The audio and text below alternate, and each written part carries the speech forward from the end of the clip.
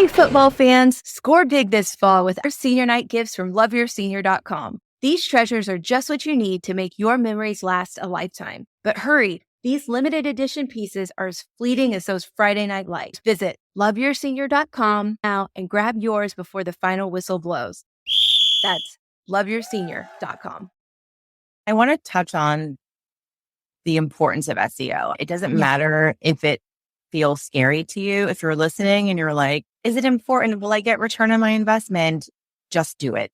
Just do it. If you want to get off the social media bandwagon where you have to show up and post on Instagram every single day and not rely on advertising to get people to buy your products, you have to leverage SEO. It's one of the most magical things. If you're not doing it, you're literally missing an opportunity. And what are you waiting for? Stop posting on Instagram, go spend a month and focus on SEO. Well, hello, and welcome to season 2 of the Simple and Smart SEO Show, the podcast for solopreneurs, service providers, and e-commerce sellers who want to learn the basics of SEO in all the places it shows up. I'm Crystal Waddell. I help Shopify store owners go from feeling like an SEO zero to your very own SEO hero in just one day using AI, UX, and other tech ninja moves.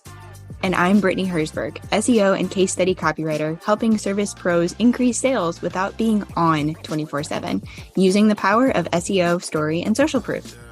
Join us. We're just a couple of business besties who love learning and sharing what we've learned, as we show you how simple and smart SEO can be. So what are we waiting for? Let's jump in. Welcome back to the Simple and Smart SEO Show podcast. We are here with Kerrie Fitzgerald, and I can't wait to talk to you, Kerrie. Our paths have intersected and crossed so many times over the last few years. And so when B was talking about having you on, I was like, this is awesome. So Kerrie, welcome to the show. B, how are you? Ladies, say hi. Hello. Thank you so much for having me. I'm so excited. And it does feel like a long time coming to be back on your podcast. It's been like 3 years since you went on your very first podcast, which happened to be my old podcast, which is so crazy. And then last week, we were both a part of a summit for Shopify sellers. Mm-hmm. And now we're recording this podcast. So I was just wondering, what you thought of the summit, and did you have any takeaways from that experience? Yeah, I think I'm in the stage now where I'm just going for these different little pockets for visibility. I know your podcast is all about SEO, which is amazing. It's an important topic. And yeah, I think it was fun. I think I'm definitely, as you probably know, I know you are too, Team Shopify, and I just love everything Shopify. So I thought it was pretty cool. I think it's cool to collaborate with different people that have different skill sets and create these little summits that can help people learn a ton of different things. So yeah, I thought it was pretty cool. What about you? I loved it. And then the other thing that we had last week, our previous episode, was about branding and storytelling and the different brand stories that we tell. And I've seen you talk about it as well. Again, just that intersection is so neat. Because you're like the queen of telling brand stories. So I really like that in your presentation. I don't know if I ever told you this, B, but Kerrie was the one that pushed me over the hump to get on Shopify, because I was really dragging my feet then. But I knew, I was like, oh my gosh, we love to talk about Pinterest. And at that time, Shopify was the only platform that had an integration with Pinterest. Right. And so Kerrie's, I love Shopify. It's the best. You need to do it. And I'm like, oh. And now I just can't imagine life without Shopify. No, that's funny to hear, because I can't imagine that. That's funny. I love it. Yeah. That is wild. It was good to see how other people do their Shopify website. And it was a lot about digital products. I'm really comfortable with physical products, but digital products is something that's a little bit new. So it was good to see how people set those up as well. Oh, nice. That's awesome. I'm glad you got some good takeaways. And yes, brand stories and all that, just sharing your story. I think it's so important because it just truly humanizes your business. And I think in the land of all things Amazon, you need to have a brand that has a face.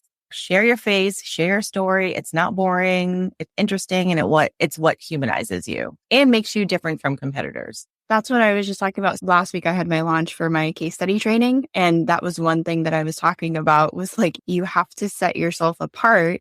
And the easiest way to do that is story. Also, if you want to get found online and increase your visibility, hello, case studies and telling stories with SEO woven in. So it's just a no-brainer.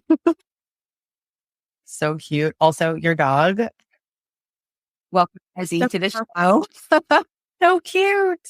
I love it. You want to tell us who you help in the world and how you help them? I think we've put the pieces together, but you can put a little bow on it. Nice. So my name is Kerrie Fitzgerald, and I work with e-commerce product-based businesses. Sometimes I help people start their business, which I love so much. But I mainly help people grow through organic marketing and non-paid marketing channels. So not really SEO, but I do a lot with email marketing. I do a lot with customer loyalty, customer retention strategies, and a lot of things in between. I've definitely pivoted a lot over the last few years. When I first started out, I think the way Crystal and I connected initially was I had this really cool, when I first started my second business 3.5 years ago, I had this Pinterest freebie, and it was like one of those hack jobs in Canva, just so much stuff and crazy colors and like a billion fonts. I mean, it's embarrassing.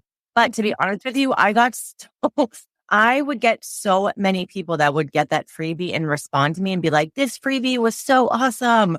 Multiple connections that have started from that Pinterest freebie, which is really funny.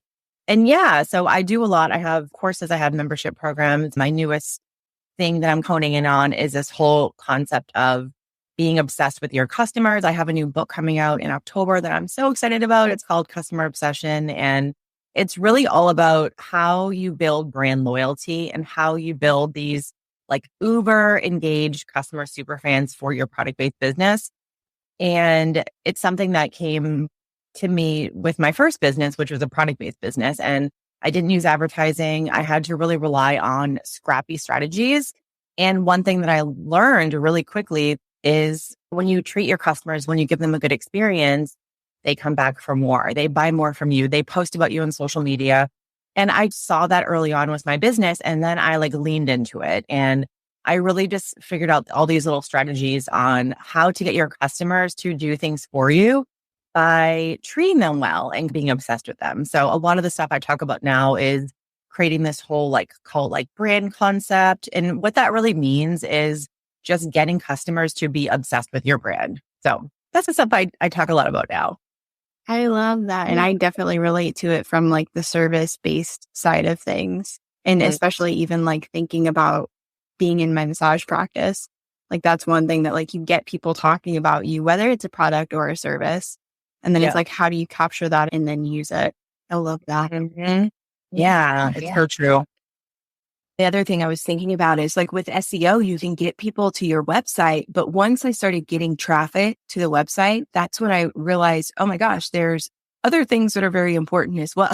That's when you start diving into user experience. And it's okay, why are people getting stuck or not finishing the checkout or that type of thing? And then again, like you said, the customer service element of the customer experience, that's really important as well, because if you don't have, that's not going to build the trust that you need to have brand advocates. So it's funny how SEO is just the tip of the iceberg, but I don't want to go too far in SEO because I know Beath needs to ask their questions. I know. I was going to say, okay, before we dive into it, you may or may not know, but I love asking all of our guests what they think of or how they explain or how they define SEO. And there are no wrong answers, but what would you say to that? Love it. Okay. So I define SEO as how you show up on Google, really. Obviously, there's a lot more that kind of goes into that, but I always think of SEO as like this matchmaker. So someone goes to Google, they type in something, whether it's pink scrunchies or personalized wood initials for my kid's nursery, plugging Crystal's business. I love it. And Google will like, let's find all the matches for those things. And then they give you a bunch of results. So I think as SEO is that as just how you show up on Google when someone types in a search or query. and Google spits out a bunch of results. So my nutshell response. No, that's perfect. And that to me, when you said matchmaker, I'm like, duh, no wonder I love SEO, because it lets me be the ultimate matchmaker that people know me to be. Yes. Thank you. Thank you for that. I'm going to figure out how to put that in my messaging. Yeah, I know. Isn't matchmaker the best word though? It is. It really is. You go to Google, you type a question in, and then Google gives you a bunch of things. And if your stuff is optimized for SEO, your blog posts will show up, your products will show up, your product images will show up. And it really is this matchmaking little service without it actually being a matchmaker. Perfect. A couple of win examples from this. Okay. So first, from my Shopify store, my e-commerce store with the wooden letters and giant gifts for seniors. Every time an order comes in, Shopify does a really great job of identifying the source of the click or where that customer came from. And so I love to screenshot that and say, oh, it was Google. Every once in a while, it actually is Pinterest. Like Pinterest is converting more and more, which is crazy to me. And then sometimes there's these direct conversions or there's no attribution because of maybe privacy or people searching with their tracking blockers on or whatnot. But then just the other day, or I think it was actually yesterday, I write for an accountant and she asked everyone, how did you find my affiliate bonuses? And people started typing in the chat, Google. And I was like, what? Because we've been working really hard on her blog and writing articles and stuff. So that was really exciting. That's amazing. It's cool when you put all the effort in, because I know SEO is definitely a long game strategy, but when you put the effort in and then you actually see results from it, I think that's amazing. So that's awesome.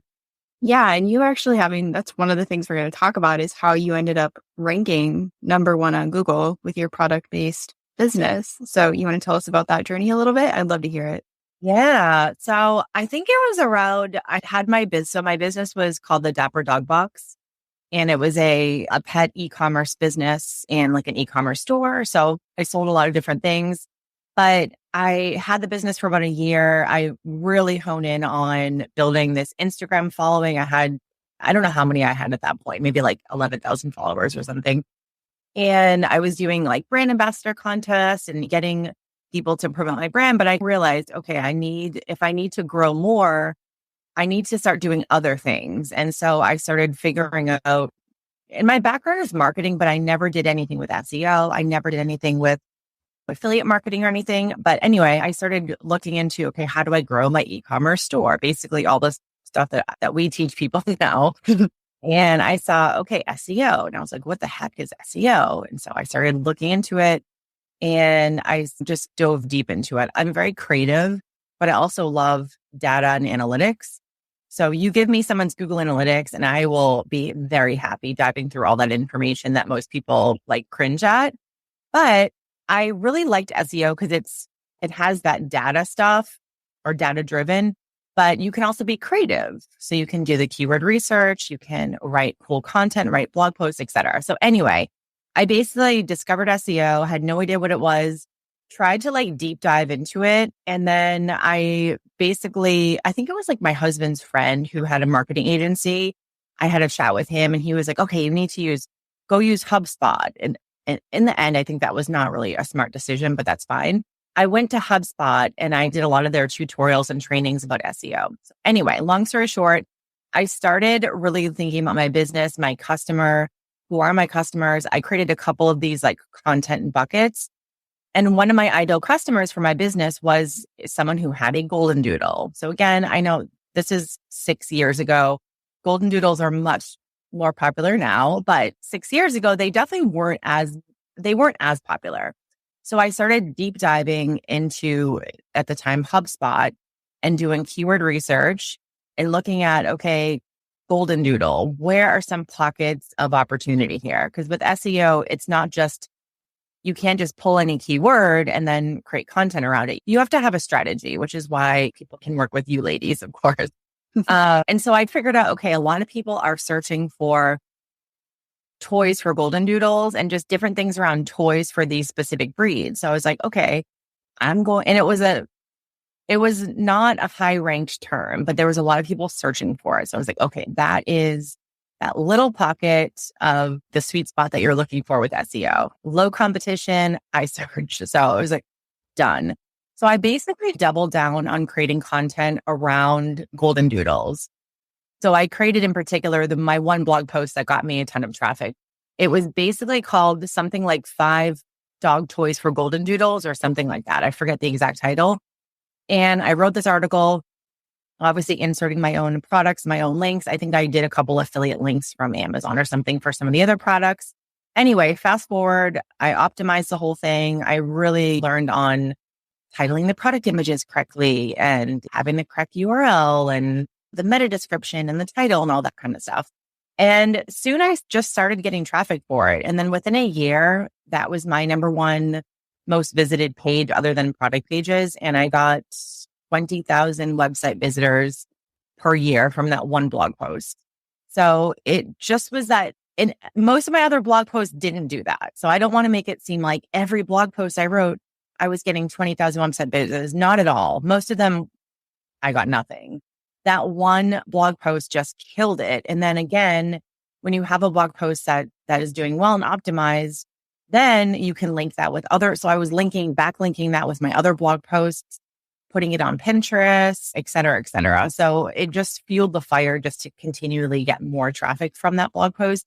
And then as I wrote more content around golden doodles, again, thinking about your ideal customer and it's not about your product necessarily. It's about answering questions that your customers are searching for. And so I just continued to create a lot more content around golden doodles and in particular, like my content buckets. So toys for golden doodles, traveling with your dogs, planning parties, growing their Instagram account. Those were like these content buckets that I wrote on. And yeah, I mean, anything with the golden doodle, I was getting a lot of traffic, but that one post was like my star. So I love hearing that. I am so curious though, because a lot of people who listen to the show and then end up messaging me and Crystal, yeah, they have avoided SEO for so long because it sounds like a daunting task. It sounds like it's going to take so much time to learn it and figure out how to implement it. And Crystal and I have both created tools, which of course are linked if you want to understand how to use it. And we try to like speed that up for you. But you were doing this, like going this alone, teaching yourself, implementing things. yeah. How challenging was that? How long did it take you to feel like you had mastered it? Could you touch on that a little bit? Yeah, I want to touch on the importance of SEO. It doesn't matter if it feels scary to you. If you're listening and you're like, is it important? Will I get return on my investment? Just do it. Just do it. If you want to get off the social media bandwagon where you have to show up and post on Instagram every single day and not rely on advertising to get people to buy your products, you have to leverage SEO. It's one of the most magical things. And again, think of your business right now in terms of traffic. Imagine your business getting 20,000 website visitors from something that you created one time. And then it just builds like it's a compound interest. You just continue to get more and more traffic. So I have to stress that before I answer your question, because I know a lot of people from my own audience are the same way. They're like, oh my God, SEO, I don't want to do it. I don't want to do keyword research. It's going to take too long, blah, blah, blah. But if you have a business that you're serious about growing, then get your butts and do SEO on page. It's like the most important thing. And if I was starting a product-based business again, literally day one that business launches, I am creating weekly blog content. I am optimizing every single page, doing all the keyword research, every single thing, because that is the way to get traffic without relying on advertising. And I don't know any other ways that you can truly get so much traffic from creating something one time and then walking away. It's truly magical. So I just want to say that because I just feel very stressed about doing things in your business that one, like you get compound interest from. You do it one time and it keeps working for you. So I'm a huge fan of anything that falls into that category, including YouTube, which is probably a different conversation. But I think with SEO, I didn't try to overwhelm myself with all SEO. I really focus on page. So step one, keyword research, understanding my customer, which that's actually the first thing you need to know. Who the heck is buying from me? What are things that they're searching for? And what are things that relate to my product and business? So when they search for something on Google, they then are going to be brought back to my website, my blog, and then say, oh, you sell, like I'm searching for how to use oil-free face wash. Oh, you sell oil-free face wash. Cool. I'm going to buy it now, or I'm going to join your email list.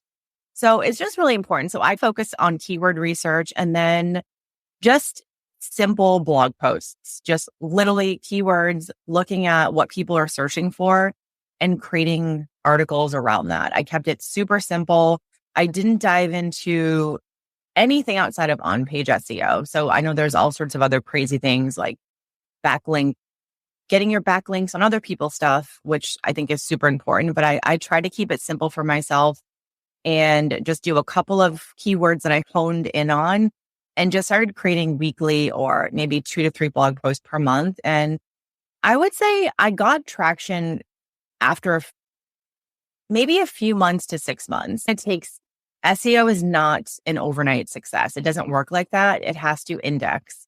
But I would say within a few months I did. And because I was using HubSpot, you guys probably have your own things you recommend. I love Uber Suggest. I think is like the most absolutely phenomenal tool I've ever used in my whole life. And for $30 a month or whatever it is, Neil Patel is just perfection. I love him. I love when Kerrie loves something. Like it is all the way. Like all the way. I know. I love that. She's like saying words that I would normally say. So I'm like, keep going, say things. I am grossly obsessed and I will talk about you constantly. But yeah, I think it took a few months to 6 months maybe to get traction.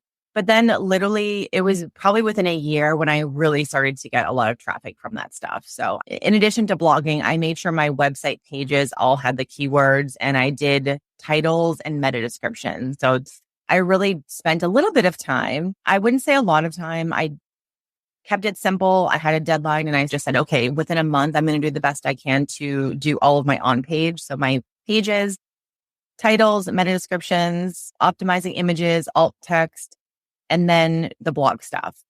And so I would say 6 months, I did see some traction, but it probably took closer to 6 months to a year before I was really driving traffic. And then by the time I sold my business at the 3rd year, again, 20,000 website visitors from one blog post, other blog posts, 10,000 visitors, things like that. So I just think you have to do SEO. If you're not doing it, you're literally missing an opportunity. And what are you waiting for? Stop posting on Instagram, go spend a month and focus on SEO.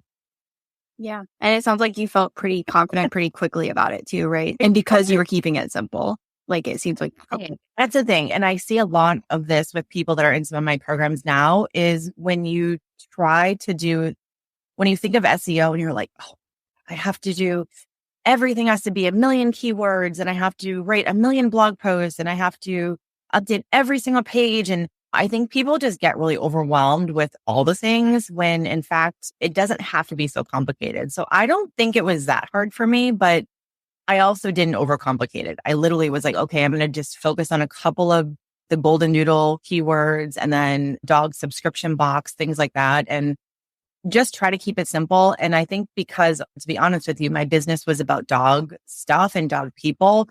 So for me, I had a lot of fun researching keywords. I still actually think keyword research is super interesting. I love it. I feel like we're all probably nerds about that. Yes. But I was writing content about something that I had a genuine interest in. And I think that's the other thing too, is if you're trying to write content around what you sell or like your niche and you don't like it, that could be a bit more challenging. You can always outsource it, of course. But so yeah, anyway, I had a good time with it. I think because I kept it simple. There's a couple of things that you said that I really wanted to point out. And I don't know, but you're going to have to contribute where you learned most of your, I'm thinking maybe Uber Suggest.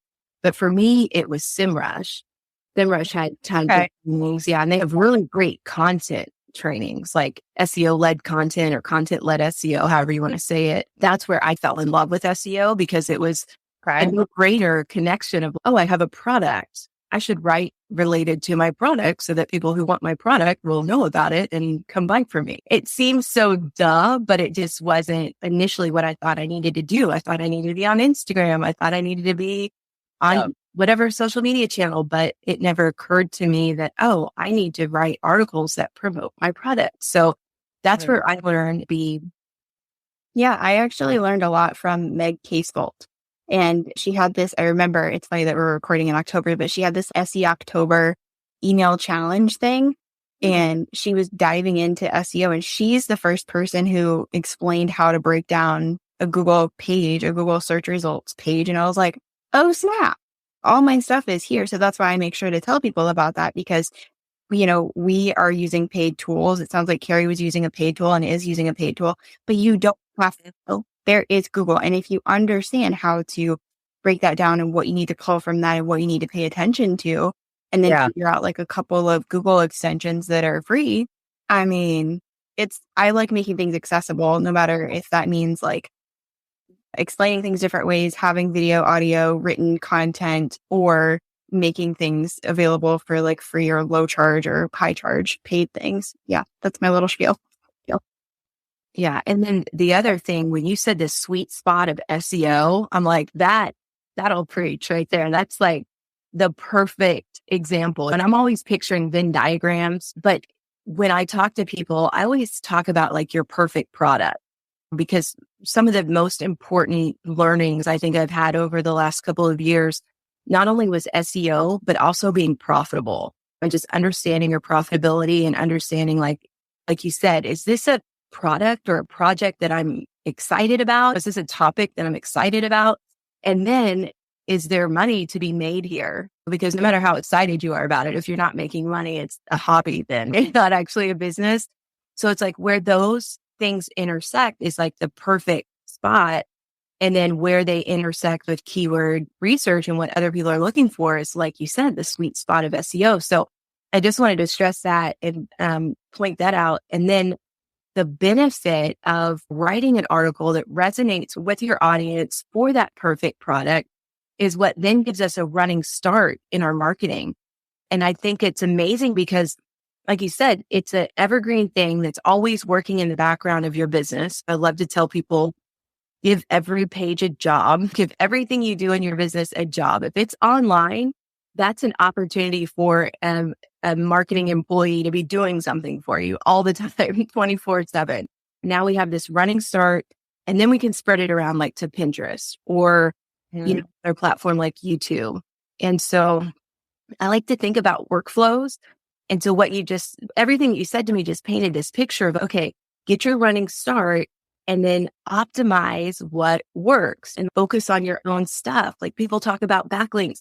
I'm not against backlinks, but I've always taken the position similar to you, like with your own products, that I'm focused on my own products. I'm focused on my own website. I got enough problems to deal with my own stuff. And so while I believe backlinks are important, I think a lot of your success came from the fact that you were linking to your own products within your site, and internal links aren't as powerful as external links. And a lot of people don't realize that. She also brought up like a couple of things that are just so easy to get started with, like internal linking, like the SEO title and meta description. I love that you said that, because that was where I started with my site. Once I was like, what's SEO? And started diving into it, I was like, oh, let me go give these things a title and a description. Yeah. I didn't mean to cut you off, but that was brilliant.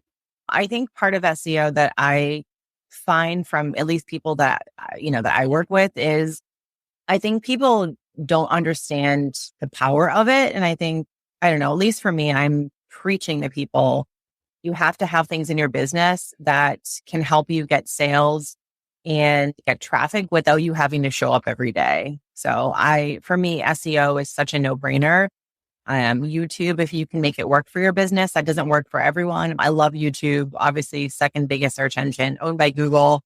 Absolutely amazing. I'm obsessed with YouTube. So I don't know if you guys touch on YouTube with your business or podcast, but there's this specific scrunchie business, and I use them as an example all the time when I'm doing anything with organic marketing or organic traffic. But this scrunchie company, they kill it on TikTok. They have a YouTube channel, and all they do are videos. And I'm going to say that they're really boring. So I'm not going to say what scrunchie company is because I don't never try to insult anyone.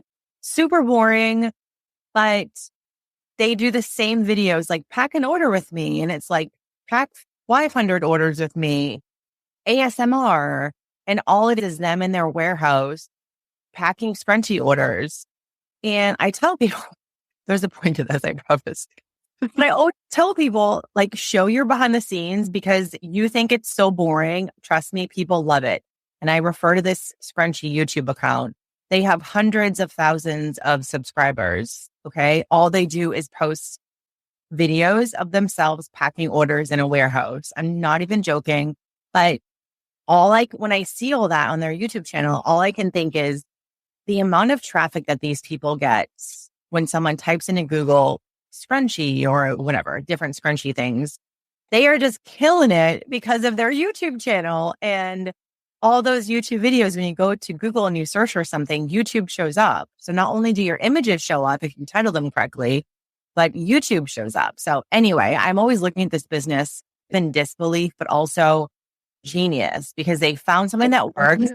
They doubled down. It doesn't matter if you think your videos are boring. If your audience doesn't, then you keep putting those pack and order with me. So anyway, I just wanted to share. And every video, hundreds of comments. I don't get it. I don't get it. People don't want to think that hard. Like I love asking questions and thinking really hard about stuff. And that's why I call myself knowledge vomit because I just decided to embrace it. I'm just like, let's just think about things really hard all the time. But most people are like, no, like I need a break from that. Yeah. Number one, they're making it really easy for people to connect with them without having to use a lot of brain power. So that's like the perfect pastime on social media. And then second, this is what I've come to realize as an e-commerce business, I'm not competing necessarily with other people who sell wooden letters. And I'm not necessarily competing with other people who sell what I sell on Etsy. I'm also competing with the experience that people have had online with other businesses. And so words know, like, and trust, just, oh yeah, know, like, and trust. But that is an illustration of know, like, and trust because people know what they're going to get. They see how their package will arrive. They see what the product's going to look like. They like what it looks like. And then they can trust that they're going to get what's in the video. And so it's so simple, but it's so powerful because it hits on every single thing that someone needs to know in order to feel comfortable from buying from a brand online that they can't actually touch it. They can't touch the product, but they can see it over and over again. And that brings comfort. Everything that you just said, I think when the level of trust is so important for an e-commerce business, especially if you're new or someone discovers you and they don't know who the heck you are, when they can just go to Target and buy a scrunchie, or they can buy one from, I don't know, one of the celebrities who sell scrunchie products. So I totally agree with you. But sometimes you ever just think, as a product-based business, you are killing it to create content. And then you see this scrunchie business just doing pack and order with me in a warehouse, hundreds of thousands of subscribers. That would make me I think if I had a scrunchie business, I don't know what I would do. I don't know if I would just replicate their strategy or I would just be angry that they're getting so much success from really boring videos. And like I'm always like, how can I use this as inspiration? Keep it simple. Just like what Crystal said, keep it simple. We do overthink things. I've got two hands raised. We overthink things. We make it more complicated than it needs to be. People just want to see what they're going to get and they want the behind the scenes. And we're like, wow, you don't really want that. You want me to explain all this crap over here. No, just keep it simple. You want my boring white background photo with the product first, a warehouse packing order. Obviously the warehouse one is there's connection.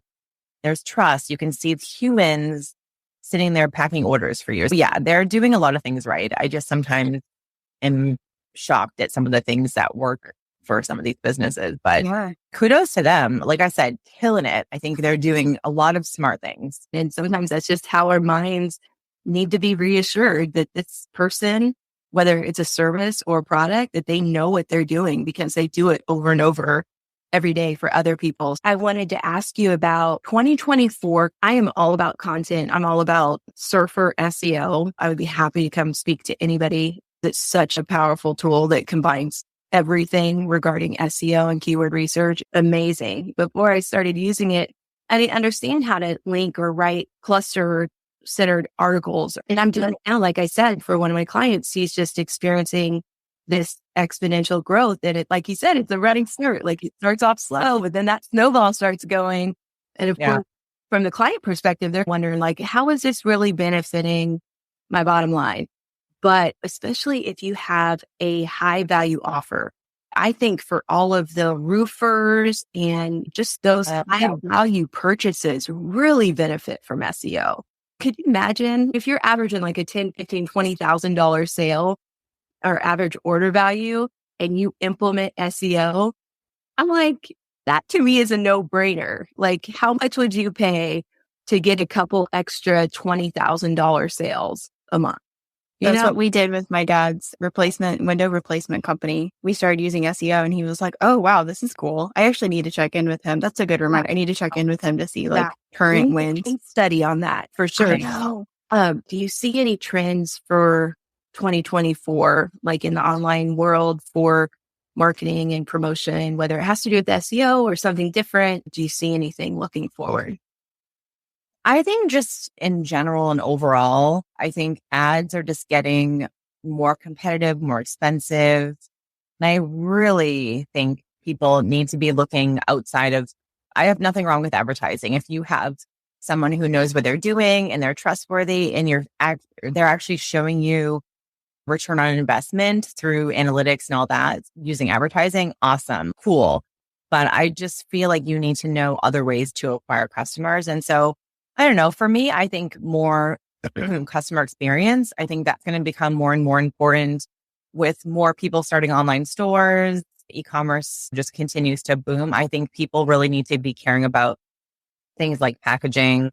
They need to be caring about things like email marketing. When someone orders from you, this isn't a one night stand type of situation. We need to be bringing people back in and sending them emails, welcoming them to the brand.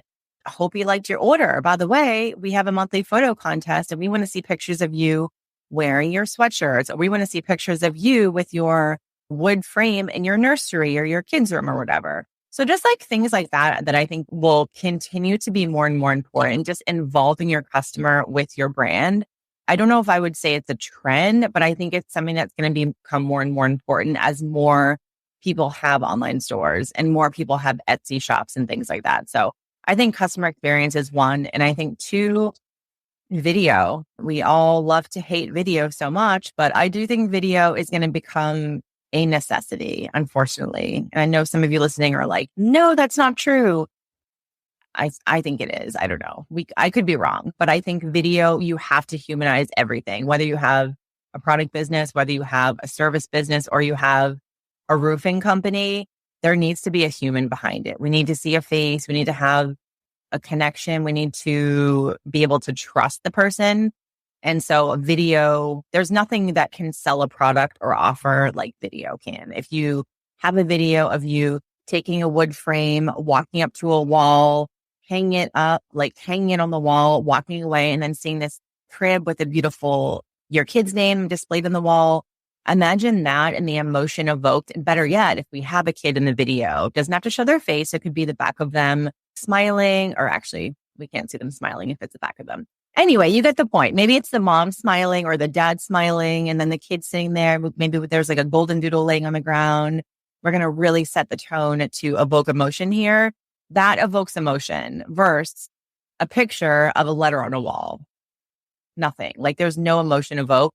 So my point here is leveraging video to evoke emotion with your product, but showing how it works, showing how people can use it. And then I like to call it idiot proofing something, where we make it so when someone sees the product, they can envision it. They can envision themselves using it, or they can envision it in their own house or their whatever your product is. So I think video is just going to be more and more important. So I would say those are the two things I think, but really all of the marketing, you have to get your product in front of more people. So whether it's SEO or creating blog content or videos on TikTok or whatever, visibility is the number one thing. So you mentioned like having a face and like humanizing, even if it's a product-based business. This is something that like drives me bananas because so I started out as a massage therapist before I was a marketer and copywriter. And I would go, even for myself, or if I was helping someone who I had a client relocate to New Mexico from North Carolina, and she was like, I don't know who to go to. And I was like, here, I'll help you. So that was also dipping a toe in the SEO waters of who can I find and what's their site. You go to their website and their face isn't there. yeah. And if I'm going to spend 60 to 90 minutes in a room with you, I would like to know who you're going to be. Same thing like with a product. If I go and I learn that, I love Labco for my dog with all of his products, having like faces, seeing other dogs, understanding the story behind these things. There was someone else who reached out and they were going to start a dog product supplement kind of company. And he shared his story. And I'm like, this is amazing. We need to know the story. We need to see a face. If there's dog in there, it's even more amazing. It just makes you more lovable. Just have something. If you're not ready for video yet, at least have your face somewhere. You may think that it's not important, but it really matters to people who are going to want to spend dollars with you and want to interact with you. I know it seems weird, but we are humans looking for other humans. So just show your face. Just do it. Just once. I couldn't agree more. And I just really feel like that you have to do that now. And once customers get used to seeing faces on websites, and then when they go to a website, there's no face, there's no about us. We're like, who's really selling this product? Is it some weird guy in some other country? Or is it Brittany who's selling massage oils from her beautiful studio? I don't know. It was real beautiful. No, your face. Just show your face. Because that's that trust factor. If we can see you, that it's weird, but it's instant trust. Yeah. It's you from an Amazon store. When someone goes to Amazon, it's like they don't care who is behind the company. They're like, I want free shipping. I want the product to be at my doorstep tomorrow morning because I'm going on a camping trip and I need my new water bottles. They don't care who makes it. But when someone is going to your website and they are looking for a specific product and they're willing to spend $5 on shipping or however much you're charging, which you're probably charging too much, you got to show a face. You have to give them a reason to want to buy. Your story, your face, why you started the business, a mission behind the business. Give them something. Otherwise, why are they going to buy from you when they can get it from Amazon for probably half the price? Free shipping. I can order it in 2 clicks, no matter where I am. I don't have to go and get my credit card because you probably don't have PayPal connected. Amazon makes it easy to buy. So if someone's going to buy from you, make it easy for them to buy. One more thing and then I'll be quiet. But like recently, Crystal, you'll remember we had the conversation with one of our guests and he was like, oh, I don't have an about page and here's why. This is what the about page is about. This is what's your mission, what's your story. It does matter. So that's why when he brought that up, I was like, I disagree, but everyone's entitled to their opinion and their strategy. But I was like, no, you're probably doing about pages wrong, but it's okay. After the Shopify summit, that's when I understood. I was like, the about and the story is infused throughout, especially if you're someone like me who has multiple products. It's the story behind nursery letters is going to be completely different than the story behind a senior night gift for a graduating athlete. And so those stories need to be told throughout and how to get beyond that low word count without just creating ridiculously long product descriptions that absolutely no one is going to read, is by adding that story. But so if someone wants to see your beautiful face, Kerrie, like where can they find you? So you can find me on Instagram, probably the easiest place, Kerrie.a.Fitzgerald. And that's what's Kerie. My website, kerriefitzgerald.com. And I have my own podcast, which you ladies have to be a guest on, of course. We can talk all about SEO and yell at my audience for not doing it. Yeah. 6-figure. Happily. Yes. Sorry, say that again. I talked over you. 6-figure product business podcast. And we will have a fiery conversation where we'll be yelling at everyone. SEO, why you need it, got to have it. Yeah, you can find me at those places. Can I bring a megaphone? I'm kidding. Absolutely. I'll just sit it in the background. Bring a megaphone. I yell at my audience a lot. Yeah. And at the end of the day, it just makes your life easier.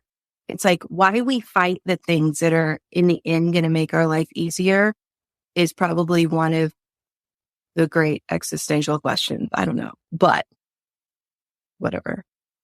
We could record a whole other podcast on that. Yeah.